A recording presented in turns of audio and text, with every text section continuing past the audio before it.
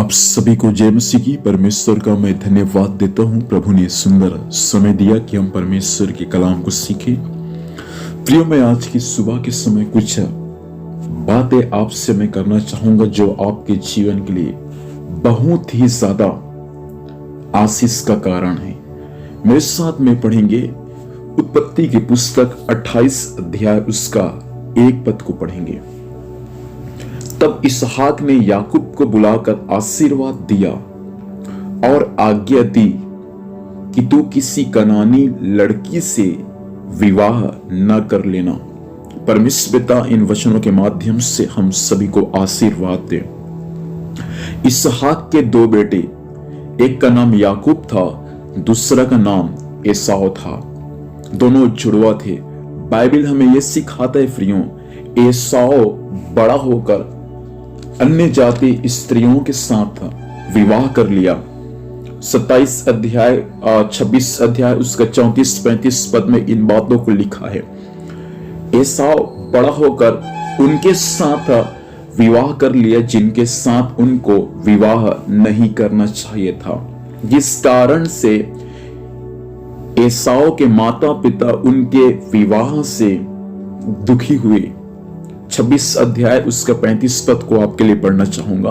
और इन स्त्रियों के कारण इसहाक और रिबिका के मन को खेद हुआ। देखिए, एसाव जब अन्य जाति स्त्रियों से विवाह कर लिया जिनको विवाह करना उचित नहीं था, उनको विवाह करने के कारण बाइबल हमें यह सिखाता है प्रियों कि एसाव का जो माता पिता था उनका मन दुखी हुआ। उसके पश्चात जब इसहाक का बुजुर्ग हो गया, उस समय रिबिका ने इसहाक से कहा कि कहीं ऐसा ना हो कि एसाव जैसा विवाह कर लिया और उसके कारण हमारा मन दुखी हुआ, कहीं याकूब भी ऐसा ना कर ले। यदि वे भी ऐसा कर लेगा तो हमको क्या लाभ होगा। उसके बाद इसहाक अपने बेटा याकूब को अपने पास में बुलाकर उनसे कहता है कि उनको आशीर्वाद दिया और आशीर्वाद देने के बाद उनको एक बातें कहा। क्या बातें कहा? 28 अध्याय के नीचे पद को मैं पढ़ना चाहूंगा। तू किसी कनानी लड़की से विवाह न कर लेना, मतलब तू किसी अन्य जाति लड़की से विवाह मत करना। एक पिता का आज्ञा था अपने बेटे के लिए। आज भी प्रभु यीशु मसीह का आज्ञा है यीशु मसीह पर विश्वास करने वाले विश्वासियों के लिए, चाहे वे पुरुष हो या स्त्री हो। परमेश्वर का वचन भाई आपसे कहना चाहता है, जो संतान परमेश्वर ने आपको दिया है, उस संतान को आपको कनानी लड़की को नहीं देना है, अपने बेटे को या अपने बेटी को किसी कनानी लड़कों को नहीं देना है। ऐसा ना हो कि आप परमेश्वर के वचन का उल्लंघन करें। इसहाक ने याकूब को कहता है कि तू किसी अन्य जाति लड़की से विवाह न कर लेना। मसीह में आने के बाद मैं आपको कहना चाहूंगा, आपका विवाह या माता पिता, मैं आपसे कहना चाहूंगा आपके बच्चों का विवाह बाइबल के वचन के अनुसार ही होना चाहिए, मसीही लोगों के साथ, ना कि अन्य जातियों के साथ। क्योंकि अन्य जातियों के साथ विवाह करने के लिए परमेश्वर का वचन मसीही लोगों को परमिशन नहीं देता।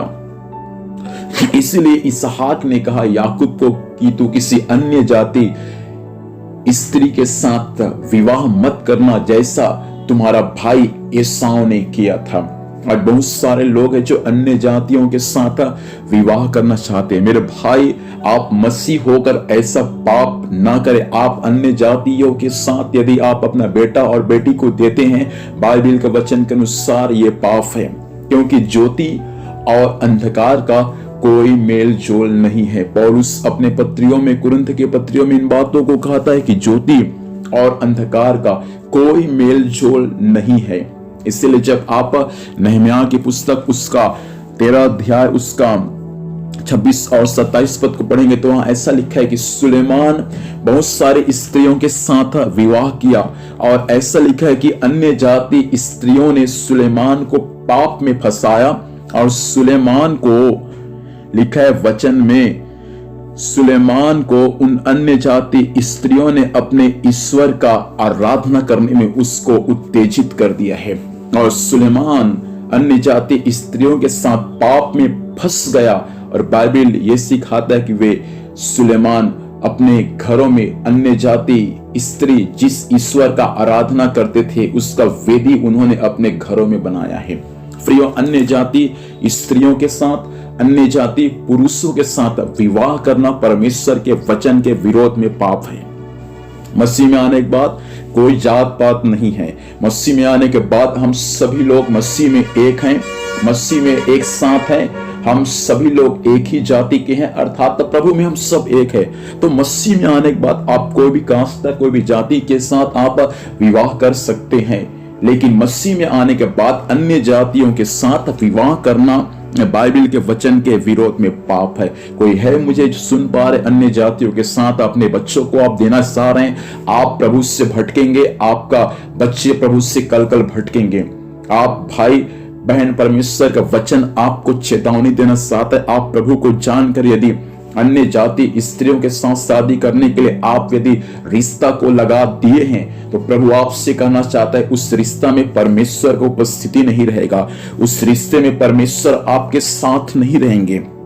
इसलिए प्रार्थना करें परमेश्वर से कि प्रभु ऐसा रिश्ता के साथ कभी भी मैं अपना रिश्ता ना जोड़ूं जो आपके लोग नहीं हैं।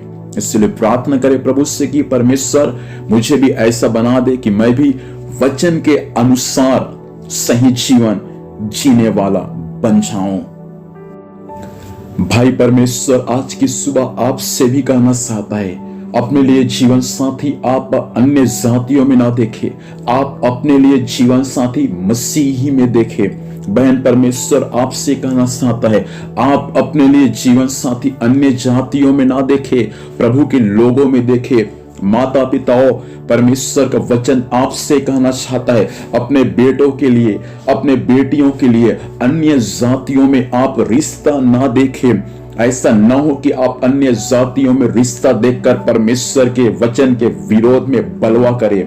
ऐसा ना हो कि परमेश्वर आपको छोड़ दे। परमेश्वर का वचन आपसे ही कहना चाहता है बाइबल के वचन के अनुसार आपका जीवन हो जाए। हम अपना रिश्ता वहां दे जहां परमेश्वर है, हम अपना रिश्ता वहां दे जहां परमेश्वर का उपस्थिति है, जहां परमेश्वर के लोग पास जाते हैं। अन्य जातियों में अपने बच्चों का रिश्ता देना प्रभु से दूर होने के बराबर है।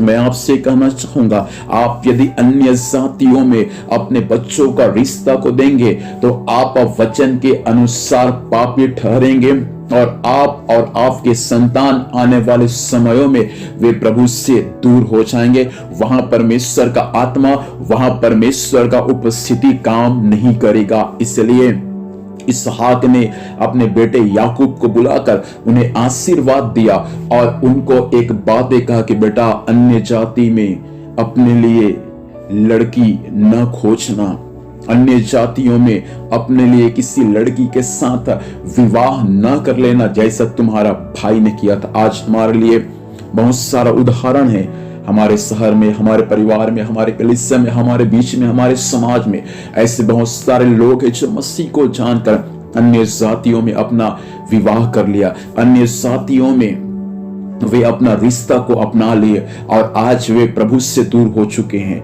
आज उनका जीवन का स्थिति काफी खराब है, उनका जीवन आज दुख और तकलीफ और कष्ट और क्लेशों से भरा हुआ है। आज वे हमारे लिए एक अच्छा उदाहरण है। इसलिए भाई, हो सकता है आप अपने परिवार में पहला पीढ़ी होंगे, बहन हो सकता है आप अपने परिवार में पहला पीढ़ी होंगे। लोग क्या बोलेंगे, परिवार क्या बोलेंगे, रिश्ते नाते कुटुंब आपको क्या बोलेंगे, ये हो सकता है आपके जीवन में कल ऐसा आपके मन में प्रश्न होंगे। लेकिन मैं बाइबल के वचन के अनुसार आपसे कहना चाहूंगा, प्रिय भाई और बहन, आपको इस पृथ्वी पर सबसे ज्यादा डरना है तो आप परमेश्वर से डरे।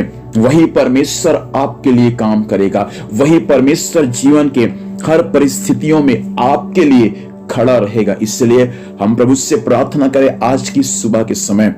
माता पिता, आप प्रभु से प्रार्थना करें, मेरे जवान भाई और बहन, मेरा बेटा और बेटियों, प्रभु से प्रार्थना करें कि परमेश्वर हम कभी अपना रिश्ता ऐसी जगह में पिताजी ना खोजे जहां आप नहीं है। इसलिए आज कई याकूब को परमेश्वर बातचीत कर रहे, कई याकूब के समान बेटियों को परमेश्वर बातचीत करे कि तू कनानी लड़कों के साथ, कनानी लड़कियों के साथ विवाह ना कर लेना। ऐसा ना हो कि तू परमेश्वर के वचन के विरोध में पापी ठहरे। आइए प्रार्थना करेंगे। स्वर्गीय पिता, हम धन्यवाद देते हैं आपके कलाम के लिए प्रभु जी। आपका वचन, आपकी आत्मा ने जो बातें कह दिया पिता, एक कईयों के लिए पिताजी एक चेतावनी का कारण बनने पा, एक कईयों के लिए परमेश्वर एक अपने जीवन को सुधारने का कारण बनने पाए। कई ऐसा रिश्ता लग गया होगा प्रभु अन्य जातियों के साथ, यीशु के नाम से वो सारा रिश्ता कैंसल हो जाए प्रभु। आपके लोगों का रिश्ता प्रभु केवल आपके लोगों के साथ ही लगने पाए, ताकि उनका आत्मिक जीवन, उनका पारिवारिक जीवन आने वाले समयों में यीशु के नाम में आशीष का कारण बनने में सहायता करे। पिता परमेश्वर, कई माता पिताओं को आपने बातचीत किया, उन्हें भी बुद्धि और ज्ञान दे प्रभु जी। इस पृथ्वी पर केवल आपको डर कर ही चलने में सहायता करे, अनुग्रह कर और अपनी महिमा को प्रकट करे। धन्यवाद प्रभु, आपने ऐसा ही कर दिया। यीशु के नाम से आशीष मांगते हैं, आमीन। प्रभु हम सभी को आशीर्वाद दें। जरूर आप इन वचनों को अपने परिवार में, कुटुंबों में आप जरूर शेयर करें, ताकि वे भी वचन को सुनकर आशीषित हो और प्रभु में आगे बढ़ने पाए। प्रभु हम सभी को आशीष दे। God bless you.